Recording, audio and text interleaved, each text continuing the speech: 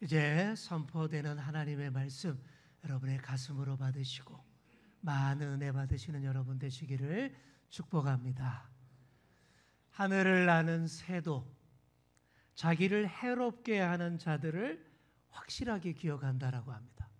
확실하게 기억하고 그 자에 대해서 아주 미운 감정을 확실하게 표현을 한다고 해요.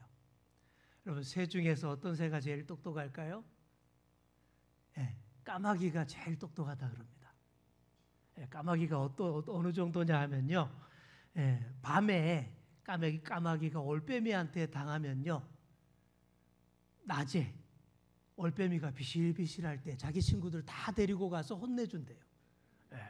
머리 좋죠? 또 이 까마귀는요, 동네 아이들이 자기에게 돌을 막 던지잖아요. 그러면 저기 날아가서 딱딱한 나무 열매를 따다가 와서 아이들 머리 위에 떨어뜨려서 복수를 한다라고 합니다. 까치도 똑똑하대요. 어느 조류학자가 실험을 한다고 나무 위에 올라가서 까치 둥지를 망가뜨려 놓고 내려왔습니다. 그랬더니 그 사람이 나무 곁에만 와도 까치들이 저 나쁜 놈 까까 그러면서 막 공격을 하더라는 거예요. 더 세밀하게 알아보려고 전혀 다른 사람이 까치집을 망가뜨렸던 사람과 똑같은 옷을 입고 나무 옆에 딱 서 있어 봤대요. 그랬더니 처음에 그 사람인 줄 알고 막 달려오더니 얼굴이 아니네? 그래서 공격을 안 하더라라는 겁니다. 새들도 이런데 우리 사람은 말할 것도 없지요. 내게 고통을 주거나 해롭게 하는 사람을 원수로 여기고 한없이 미워합니다. 예수님 당시에 유대인들도 그랬어요. 그들은 하나님이 주신 계명조차도 마음대로 왜곡해서 원수를 열심히 미워했습니다. 레위기 19장 18절 말씀 잠깐 보여주실까요? 자, 레위기 19장 18절을 보시면 원래 하나님의 계명은 이렇게 되어 있어요. 원수를 갚지 말며 동포를 원망하지 말며 이웃 사랑하기를 내 몸과 같이 하라.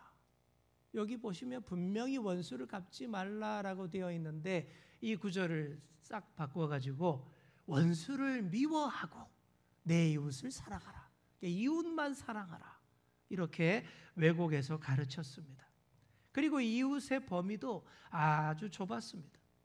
하나님을 믿는 동족 유대인들만 이웃이라고 생각했어요. 그들만 사랑하고 그 외에 이방인들, 외국인들, 세리들, 죄인들은 다 적대하고 상종도 안 했습니다. 그런데 우리 예수님은 완전히 반대되는 말씀을 하십니다. 오늘 우리가 읽은 본문은 예수님께서 산에서 내려오셔서 평지에서 하신 설교, 평지수훈, 평지설교인데 진짜 어려운 얘기들로 가득합니다. 우리 시작부터 이래요. 27절, 28절 한번 보시기 바랍니다. 그러나 너희 듣는 자에게 내가 이르노니 너희 원수를 사랑하며 너희를 미워하는 자를 선대하며 너희를 저주하는 자를 위하여 축복하며 너희를 모욕하는 자를 위하여 기도하라. 어때요? 여러분 이렇게 하실 수 있겠습니까? 바로 그렇게 고개를 확 쪄버리면 너무 제가 무안하죠. 또 계속해서 보시면 이런 말씀도 나옵니다. 누군가 내 이쪽 뺨을 때리면 저쪽 뺨도 돌려대라. 생각해 보세요. 아무리 내가 잘못했기로서니 누군가 와서 내 싸다구를 팍 날리면 제가 참기가 쉽겠습니까? 못 참아요. 어떻게 다른 쪽 뺨을 또 돌려댈 수 있겠습니까? 혹시 나는 그렇게 할 수 있겠다 하시는 분 마음속으로 한번 손을 들어보시기 바랍니다. 아마 10%도 안 될 것 같아요. 또 네 겉옷을 빼앗는 자에게 속옷까지 주라. 이 말씀하십니다. 여기서 말하는 겉옷이라는 것은 당시 유대 서민들이 밤에 이불로 덮고 자는 긴 옷입니다. 외출하는 정장이고 외출할 땐 정장이고 밤에 덮고 자면 이불이 되는 그런 옷이에요. 그리고 여기서 말하는 속옷은 우리가 아는 런닝 팬티 이런 게 아닙니다. 속에 입는 옷, 겉옷 속에 입는 옷, 평상복, 일할 때 입는 간편한 옷, 그런 걸 말하는 거예요. 겉옷을 빼앗아 버리면 밤에 덥고 잘 이불이 없어져요. 그런데도 그런 포악한 사람에게 내 속옷마저, 평상복마저 줄 수 있겠습니까? 혹시 나는 그렇게 할 수 있겠다 하시는 분? 네, 아마 5%도 안 될 것 같아요. 30절 말씀도 쉽지 않습니다. 내게 구하는 자에게 주며 내 것을 가져가는 자에게 다시 달라 하지 말며. 이렇게 할 수 있는 분은 또 몇 명이나 되겠습니까? 사람은 다 비슷합니다. 철저한 자기 보호 본능으로 스스로를 지키려고 하고 내가 누군가에게 당했을 때는 그냥 있지 않습니다. 그리고 내가 당한 그대로만 갚지도 않아요. 그 몇 배로 갚아주려는 완악한 마음이 다 있습니다. 누가 내 눈 하나를 상하게 했어요. 그러면 어떻게 하죠? 상대의 눈뿐만 아니라 코까지 뭉개버리려고 합니다. 누군가가 내 이빨 하나를 부러뜨렸어요. 그럼 어떻게 할까요? 조폭들 표현처럼 입안에 있는 옥수수 다 털어버립니다. 이게 완악한 우리 속에 있는 그 마음들이죠. 나라들끼리는 더 심해요. 옆 나라에서 미사일 한 방 쏘면 여기서는 10발로 쏘아버립니다. 10배로 갚아준다라는 말이 그런 것이죠. 자, 그런데 여러분, 다 그렇게 한다면요, 인간 사는 세상이 어떻게 될까요? 인간 사는 세상이 동물의 왕국보다 더 못하고 훨씬 끔찍해집니다. 그런 세상에서 누가 안심하고 다리 뻗고 쉴 수 있겠으며, 특히 약자들은 그런 세상에서 어떻게 생명권을 보장받을 수 있겠습니까? 그래서 아주 옛날부터 정한 법이 이 법입니다. 눈에는 눈, 이에는 이. 이 법을 동해보상법이라고 합니다. 같을 동자, 그러니까 같은 상해에 대해서 같은 방식으로 갚는다. 그런 법이죠.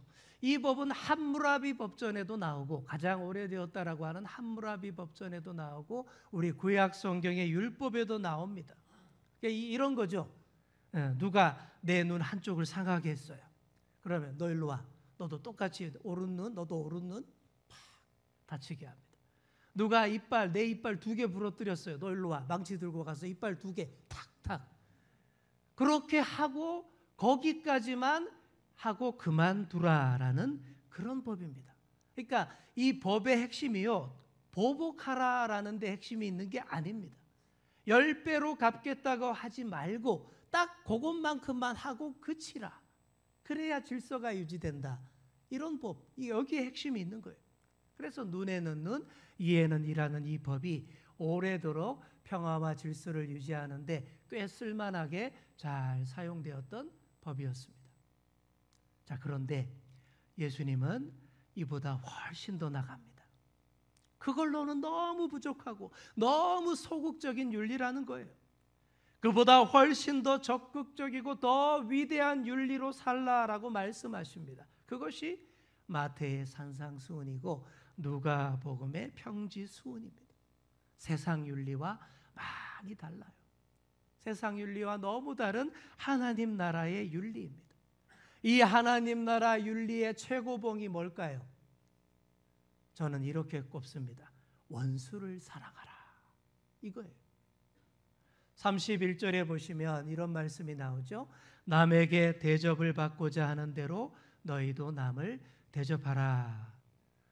이 말은요, 예수님도 하셨지만 공자도 이와 비슷한 말을 했고요. 철학자 칸트도 비슷한 주장을 했습니다. 자, 그런데 그 대접하는 대상이 원수에게도 해당되느냐 아니냐, 여기에서 차이가 나는 거예요. 공자도 칸트도 그렇게까지는 아니었습니다. 하지만 우리 예수님은 원수에게도 그렇게 하라라는 거예요.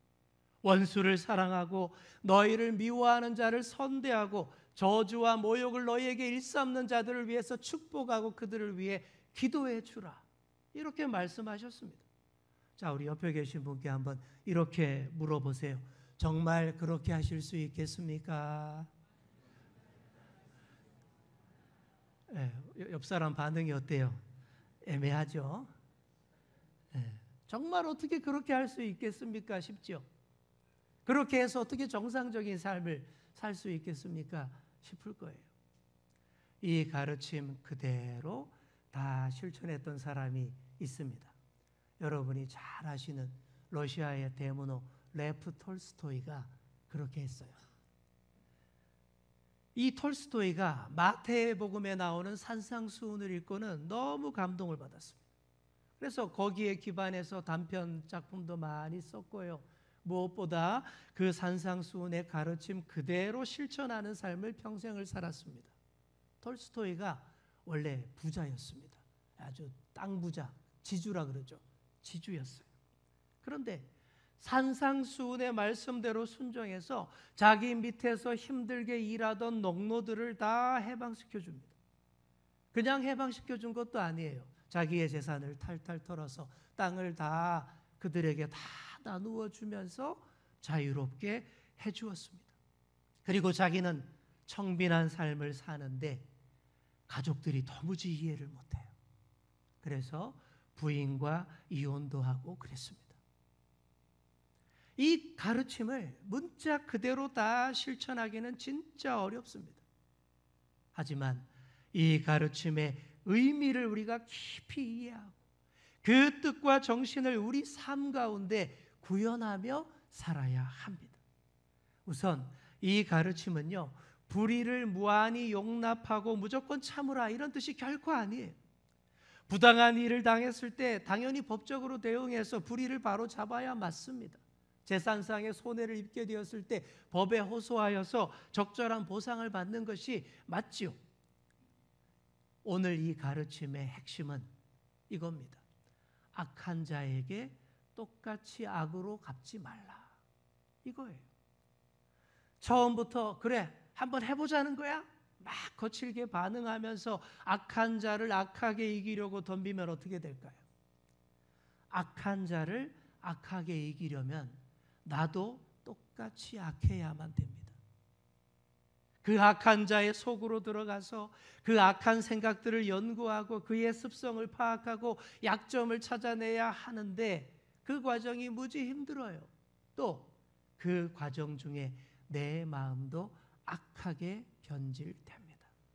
결국 악한 자를 악하게 이겨본들 그들과 똑같이 되어 있는 나를 발견할 수밖에 없다라는 것이죠. 1970년대에 실제 있었던 일입니다. 한참 경제 발전 그리고 개발을 불도저식으로 밀어붙일 때잖아요. 달동네 판자촌 강제 철거가 무지 많았습니다. 그땐 그랬어요. 인정사정 없이 밀어붙였고 그냥 철거해 버렸어요. 어느 날 너무 인정사정 없이 철거를 단행하는 이 철거 반장에게 너무 화가 나서 어떤 판자촌 주민이 이렇게 큰 소리로 욕을 했다라고 합니다. 야, 이 김일성보다 못한 놈아. 그랬더니 이 철거 반장이 화가 나서 이 사람을 고소를 했는데 국가보안법으로 기소가 됐습니다. 그리고 진짜 그 법에 걸려서 감옥에 갔어요. 아니 도대체 그게 무슨 법인데 내가 뭘 잘못했다고 그래 따졌더니 이적 행위인 찬양 고무죄에 해당한다라는 거예요. 김일성을 찬양했다라는 거예요. 아니 내가 언제 김일성 찬양했냐고 막 따졌더니 세상에서 제일 나쁜 놈이 김일성이어야 하는데 야, 이 김일성보다 나쁜 놈아라고 해서 상대적으로 김일성을 더 높여주었기 때문에 찬양 고무죄라는 실제 있었던 일입니다. 그렇게 감옥에 갔어요. 기가 막히지 않습니까? 사랑하는 성도 여러분, 악한 자를 악하게 이기려고 할 때에 더 많은 악의 논리가 마구 쏟아져 들어옵니다.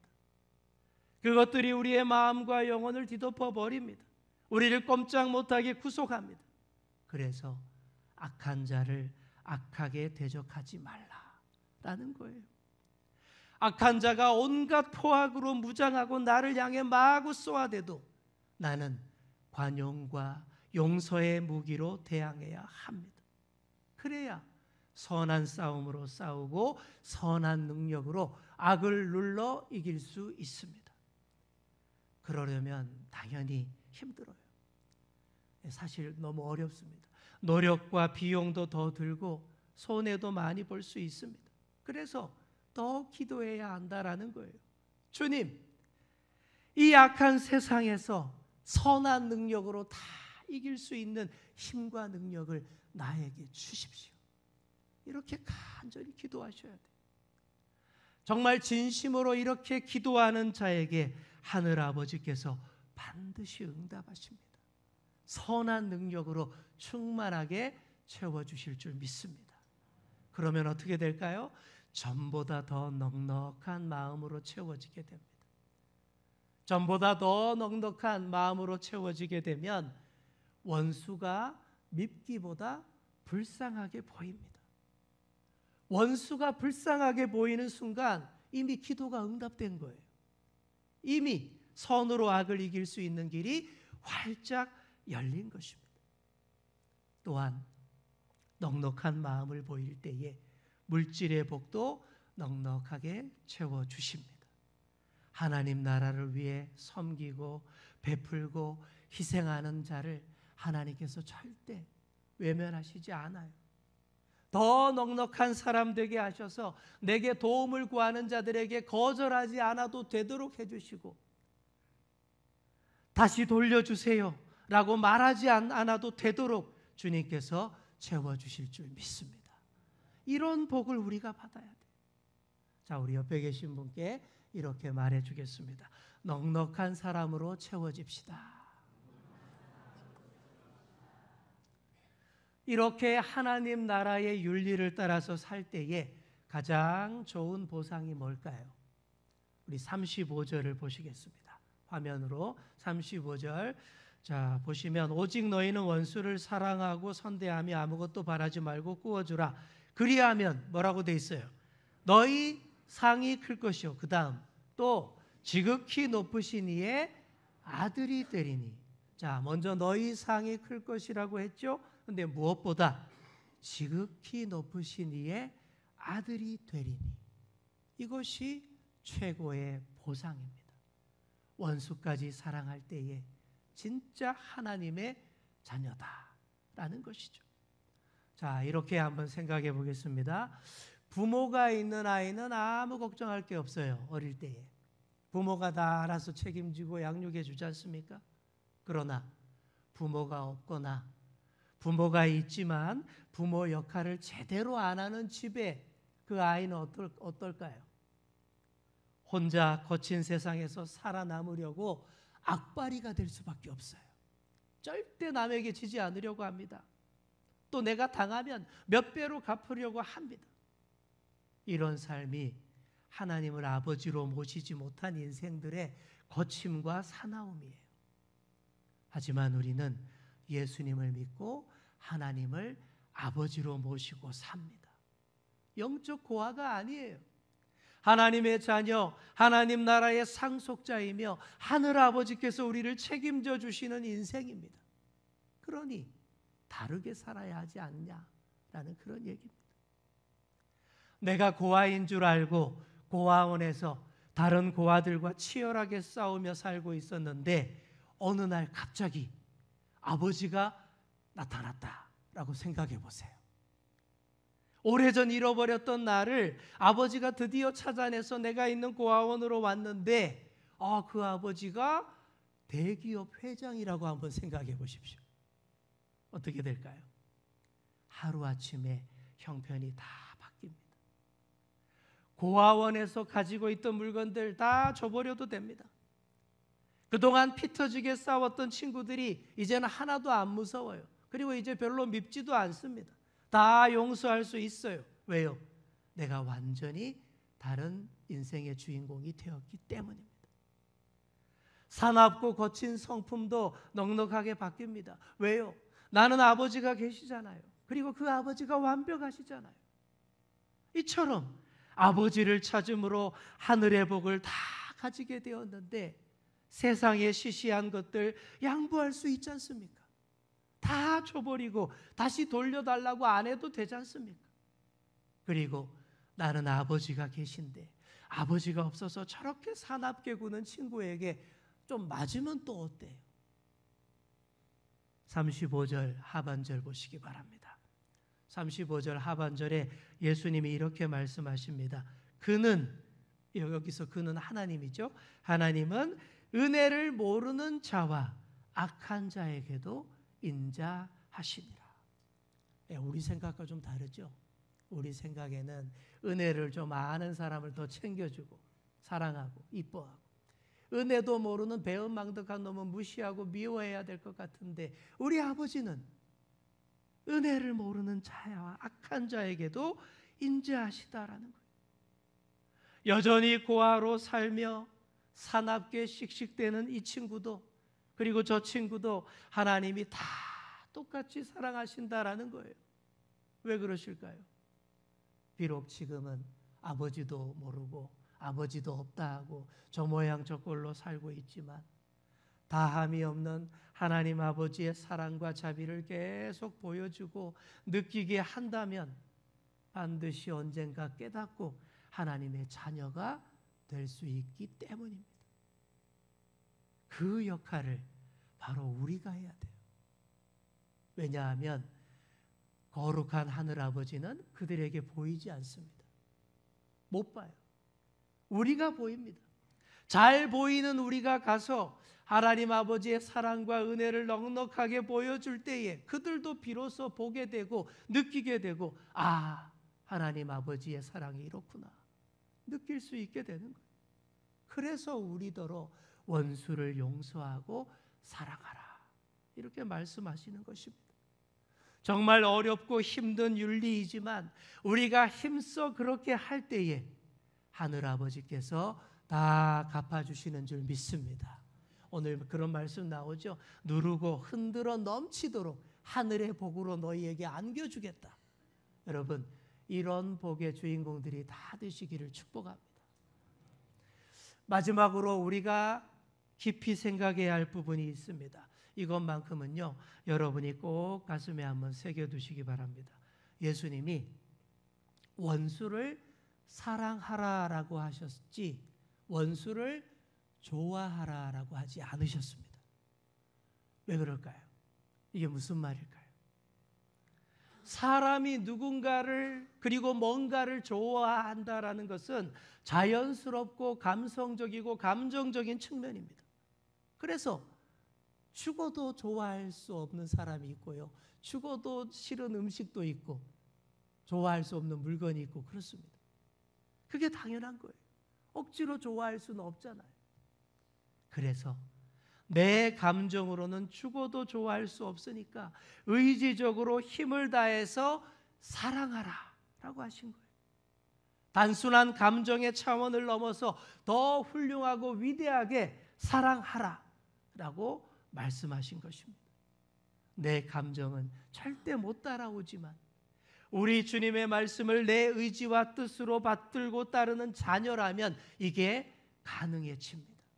역사 속 수많은 위대한 신앙의 선배들이 바로 그렇게 했던 거예요. 원수를 결코 좋아할 수 없으니 다 뛰어넘어서 위대하게 사랑해버렸던 것입니다. 바로 이렇게 해야 된다는 거예요. 자, 우리 옆 사람에게 이렇게 말해주겠습니다. 좋아할 수는 없지만 위대하게 사랑합시다. 아멘. 여러분, 이렇게 하시면 돼요. 좋아할 수 없는 것들 뛰어넘어서 사랑해 버리십시오. 그게 최후의 승리자의 모습인 것입니다. 저도 싫어하는 사람 많아요. 좋아할 수 없는 그런 민족도 많고 그런 것들도 많죠. 이 사랑으로, 아버지의 사랑으로 뛰어넘어서 사랑하겠습니다라고 할 때에 눈물이 핑 돌면서 되더라고요. 바로 그렇게 하라라는 말씀입니다. 예수님의 가르침이 바로 그거예요. 제발 너희를 사랑하고 선대하는 자들만 사랑하고 선대하지 마라. 제발 보상을 기대하고 주지 마라. 세상 사람도 죄인들도 그 정도는 다 한다. 너희는 하나님 아버지의 자녀이니 하나님 나라 윤리를 지켜서 원수까지도 사랑하라. 이렇게 말씀하신 것입니다. 자, 우리 36절 말씀 함께 읽겠습니다. 너희 아버지의 자비로우심 같이 너희도 자비로운 자가 되라. 아멘. 자, 우리가 생각해 보면요, 죽었다 깨어나도 하나님 아버지처럼 못할 것 같아요. 그렇죠? 죽었다 깨어나도 하나님 아버지처럼 자비로운 자가 못 될 것 같습니다. 그런데 꼭 그렇지 않습니다. 이렇게 한번 생각해 보십시오. 우리 딸이 아기일 때, 태어난 지 얼마 안 된 아기일 때 보는 사람마다 저를 빼다 닮았다라고 말하는 거예요. 딱 봐도 그냥 저라고 그렇게 말들을 하더라고요. 그때 분명히 우리 딸은 연약한 아기였습니다. 어른인 저의 모습을 채 10%도 보여주지 못하는 상태였어요. 그런데도 저랑 똑같다 이렇게 말하잖아요. 이처럼 부족한 자녀의 모습에서도 그 아버지의 모습이 반드시 보인다라는 얘기입니다. 아직 10%도 못 미치지만 그래도 아버지와 똑같다라고 말합니다. 그러니 어떻게 해야 될까요? 이 말에 부응해서 살아야죠. 하나님을 아버지로 부르는 우리가 더욱더 하늘 아버지를 날마다 더 닮아가도록 더 기도하시고 더 예배하시고 더 말씀대로 사셔야 합니다. 그렇게 할 때에 비록 지금은 아버지의 모습을 10%밖에 반영 못하지만 날마다 20%, 30%, 40% 아버지의 모습을 더 선명하게 보일 수 있는 그런 존재가 되어집니다. 사랑하는 성도 여러분, 날마다 하늘아버지의 크신 사랑과 자비하심을 빼닮아 가시는 여러분 되시기를 축복합니다. 날이 갈수록 하나님 아버지의 모습을 더 또렷하게 보여주시는 그런 저와 여러분 다 되시기를 간절히 축원합니다. 기도하겠습니다. 주님, 우리 인생의 목표는 어떻게 하든 예수님을 잘 믿고 하나님 나라의 백성다워지는 것입니다. 어떻게 하든 하늘 아버지를 잘 닮는 것이 우리 인생의 목표입니다. 그렇게 될 수 있도록 세상의 윤리가 아니라 하나님 나라의 윤리를 따르는 저희들이 다 되게 하여 주옵소서. 원수까지도 위대하게 사랑하는 우리 모두가 되게 하여 주옵소서. 감사드리며 예수님의 이름으로 기도드립니다. 아멘.